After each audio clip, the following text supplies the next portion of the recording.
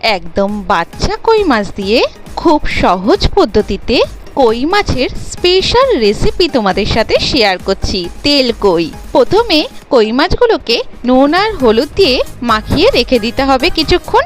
মশলার জন্য নিয়ে নেব আদা, ধনের গুঁড়ো, জিরের গুঁড়ো, কাঁচা লঙ্কা, শুকনো লঙ্কার এর একটা পেস্ট বানিয়ে নেব।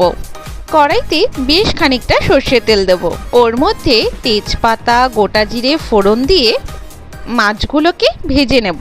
খুব একটা কড়াও ভাজবো না, আবার হালকাও ভাজবো না। ধনে, জিরে, আদা, শুকনো লঙ্কা যে পেস্টটা করে রেখেছিলাম ওর মধ্যে স্বাদ মতো নুন আর হলুদ আর সামান্য জল অ্যাড করে মশলাটা গুলিয়ে নেব। মাছগুলো মোটামুটি ভাজা ভাজা হয়ে গেছে, মশলাটা ওর মধ্যে ছড়িয়ে দেব। গ্যাসের ফ্লেমটা লো করে রাখবো। মশলা দিয়ে যখন তেল ছেড়ে আসবে ঠিক সেই সময় সামান্য জল অ্যাড করে দেব।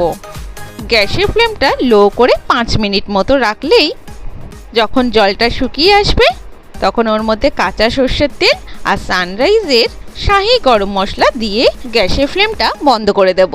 ব্যাস, আমার স্বাদের তেল কইয়ের রেসিপি কিন্তু একদম তৈরি হয়ে গেছে। গরম গরম ভাতে সার্ভ করে দিন। কি সুন্দর কালারটা এসছে, দারুণ টেস্টি।